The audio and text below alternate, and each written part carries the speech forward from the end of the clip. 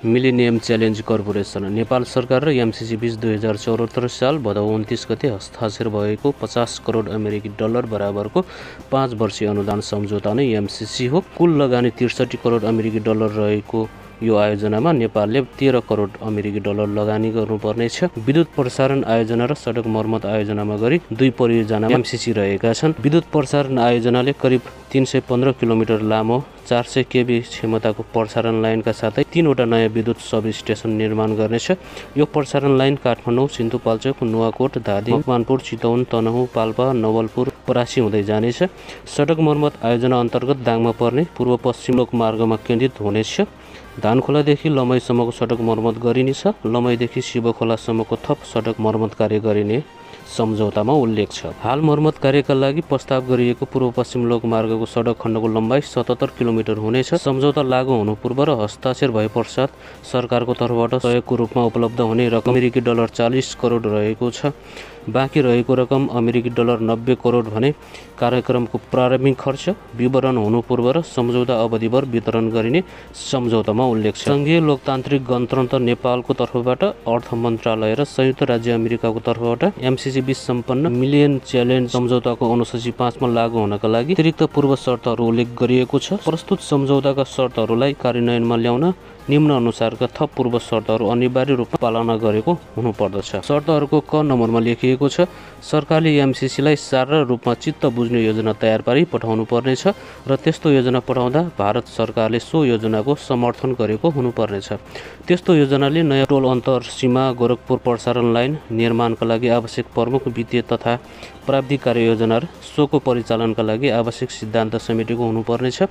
त्यस्तै खमा लेखिएको छ, सरकारले सङ्घीय संसदमा विद्युतीय नियमन आयोग सम्बन्धी विधेयक पारित गरेको वा विधेयक पारित गर्ने काममा एमसिसी सन्तुष्ट हुने गरी प्रगति भएको कुराको प्रमाण सरकारले एमसिसी समक्ष पेश गरेको हुनुपर्नेछ।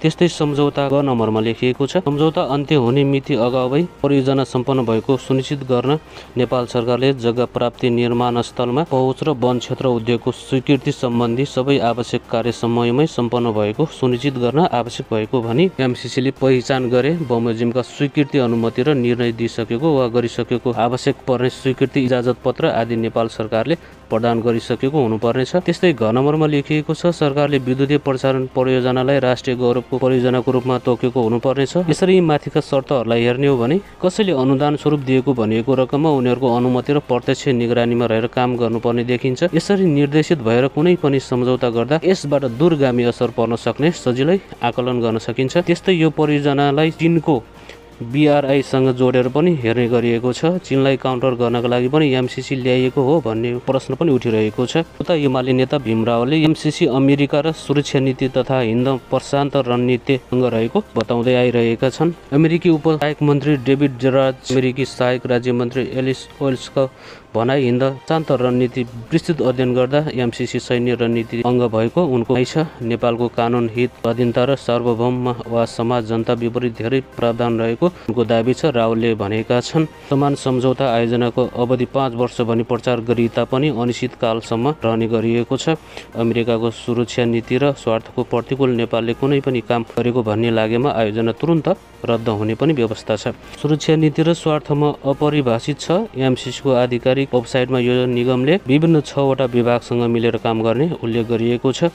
यो करिब 300 कर्मचारी रहेको सानो एजेन्सी हो भनिएको छ। 9 जना बोर्ड सदस्य रहेको यसका बोर्ड अफ डाइरेक्टर अमेरिकी विदेश मन्त्री माइक रहेका छन्। परियोजनाको वित्तीय व्यवस्थापन अर्थात् कर्मचारी तलब, प्रशासनिक काम, कम्प्युटर खरिद, अनुगमन, सम्भाव्यता अध्ययन, डिजाइन, परियोजनाका तयारीका काम एमसिसीले स्वीकृत गरेका सम्झौता कार्यान्वयनलाई सहज बनाउने अन्य काम खर्च गर्नका लागि 4 करोड 5 लाख अमेरिकी डलर छुट्याइएको छ।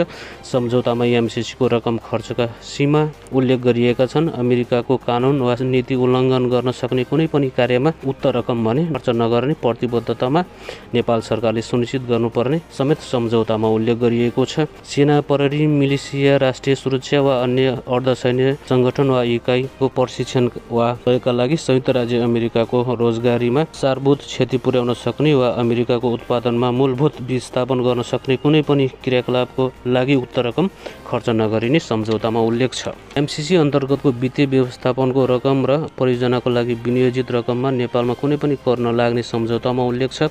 यो सम्झौता पास भएपछि विदेश व्यवस्थाको लागि छुट्याएको रकममा सङ्घीय, प्रदेश र स्थानीय सरकारले कर लगाउने भने पाउने छैनन्। प्रचलित कानुन मात्र होइन, भविष्यमा बन्ने कानुनले पनि यसमा कर नलगाउने प्रावधान राखिएको छ। एमसिसीमा नेपालको पनि लगानी रहने, तर लेखा परीक्षण भने अमेरिकाले मात्रै एकलौटी गर्ने विषय एमसिसी विवादसँग जोडेर आएको छ। एमसिसी परियोजनाको लेखा परीक्षणबारे सम्झौतामा भने दुवै मुलुकले लेखा परीक्षण गर्न सक्ने व्यवस्था छ, तर नेपाल आफैले चाहेर भने लेखा परीक्षण गर्न पाउने छैन। संयुक्त राज्यको प्रचलित सामान्यतया स्वीकृत लेखा सिद्धान्तहरू बमोजिम वा सरकारले चाहेमा एमसिसीको लिखित पूर्व स्वीकृति लिएर अन्य लेखा सिद्धान्तहरू जस्तै अन्तर्राष्ट्रिय लेखाङ्कन मापन बोर्डले निर्धारण गरेका वा नेपालमा प्रचलित लेखा सिद्धान्तहरू बमोजिम सम्झौता अभिलेखहरू राख्ने तथा समेटिएका सम्पूर्ण दायकहरूले सोही बमोजिम सम्झौता अभिलेख रहेको सुनिश्चित गर्न सर्वोत्तम प्रयत्न गर्नेछ। सम्झौता अभिलेखहरू सम्झौता अवधि समाप्त भएपछि कम्तीमा 5 वर्ष वा कुनै मुद्दा, दाबी वा लेखा परीक्षणको निष्कर्षको निरूपणका लागि वा प्रचलित कानुनको आवश्यकता बमोजिम सोभन्दा बढी समयसम्म सुरक्षित राख्नुपर्नेछ। लेखा परीक्षणको मानक अमेरिकी लेखा परीक्षणलाई मानिएको छ। लेखामा दुवै पक्षको पहुँच सुनिश्चित छ। यसको शर्त हेर्दा एमसिसीले नेपालको लेखा परीक्षणलाई अलि कम विश्वास गरेको देखिन्छ। यो परियोजनामा नेपालको पनि लगानी हुने, तर यसबाट उत्पन्न हुने बौद्धिक सम्पत्तिमा भने नेपालको कुनै पनि हक लाग्ने छैन। यो सम्झौता नेपाल र एमसिसी दुवै पक्षले निलम्बन गर्न सक्नेछन्। त्यसका लागि एकले अर्कालाई पूर्व सूचना दिए पुग्छ। कारण देखाउनु पर्दैन। एक पक्षले अर्को पक्षलाई 30 दिनको लिखित पूर्व सूचना दिई पूर्ण रूपमा बिना कारण यो सम्झौता अन्त्य गर्न सक्नेछ। सम्झौतामा उल्लेख गरिएको छ। एमसिसीले सरकारलाई 30 दिनको लिखित पूर्व सूचना दिई आंशिक रूपमा बिना कुनै कारण यो सम्झौता वा एमसिए वित्तीय व्यवस्था अन्त्य गर्न सक्नेछ। नेपालको संविधान सरह बनाउनका लागि नै उक्त सम्झौतालाई प्रतिनिधि सभाबाट बहुमतले पारित गर्नुपर्ने प्रावधान राखिएको हो कि भन्ने प्रश्न यसमा विरोधीहरूले उठाउँदै आइरहेका छन्। सम्झौतामा एमसिसीलाई चित्त बुझ्ने गरी नेपाल सरकारलाई संघीय संसदबाट यसलाई पारित गर्ने दुवै पक्षबाट सहमत जनाइएको छ। सामान्यतया सन्धिहरू संसदबाट अनुमोदन गराइए पनि सम्झौताहरू संसदले पास गर्नु पर्दैन। त्यस्तै जोरदार एमसिसीको विषयमा उठेको अर्को कुरा, एमसिसीसँगै नेपालमा अमेरिकी सेना राख्ने सम्झौतामा सैनिक सम्बन्धी कुनै पनि प्रावधान राखिएको छैन। त्यस्तै यी परियोजनाको सुरक्षा कसले गर्ने भन्ने लेखिएको छैन। एमसिसीको सहयोगबाट निर्माण हुने सबै सडक र ऊर्जा परियोजनालाई राष्ट्रिय गौरवको परियोजनामा राख्नुपर्ने दुवै पक्ष सहमत भएको छ। यसको सुरक्षा नेपाली पक्षले गर्ने भन्ने बुझिन्छ। राष्ट्रिय गौरव परियोजनाको सुरक्षा सशस्त्र प्रहरीले गर्दै आइरहेको छ। यो सँगै अर्को एमसिसीको विवादित कुरा, एमसिसीको कुनै पनि प्रतिनिधिलाई नेपालमा कुनै पनि मुद्दा लाग्ने छैन। एमसिसीका प्रतिनिधिलाई नेपालमा जे गरे पनि मुद्दा नलाग्ने दुवै पक्षले सहमति जनाइसकेका छन्। एमसिसी परियोजनाबाट नेपालमा कसैलाई हानि भएमा एमसिसी र अमेरिकाले जिम्मेवारी नलिने सम्झौतामा उल्लेख गरिएको छ। सरकारले एमसिसी वा संयुक्त राज्य सरकारका वर्तमान, निवर्तमान अधिकारी वा कर्मचारी विरुद्ध प्रस्तुत सम्झौता अन्तर्गतका क्रियाकलाप वा अकर्मण्यताबाट उत्पन्न हुन सक्ने नोक्सानी, चोटपटक, मृत्यु सम्बन्धमा कुनै प्रकारको दाबी वा कानुनी प्रक्रिया अवलम्बन नगर्ने कुरामा सहमत जनाइएको छ। सम्झौतामा यस सम्बन्धी थप व्याख्या गरिएको छ। प्रस्तुत सम्झौता अन्तर्गतका क्रियाकलाप वा अकर्मण्यताबाट उत्पन्न हुने कुनै हानि वा दाबीका सम्बन्धमा एमसिसी तथा संयुक्त राज्य सरकारका कुनै वर्तमान वा भूतपूर्व कर्मचारी अधिकारीहरू नेपालमा कुनै पनि अदालत वा न्यायाधिकरणको क्षेत्र अधिकारबाट उन्मुक्त रहनेछन् भनेर सरकारले सहमति जनाइसकेको छ।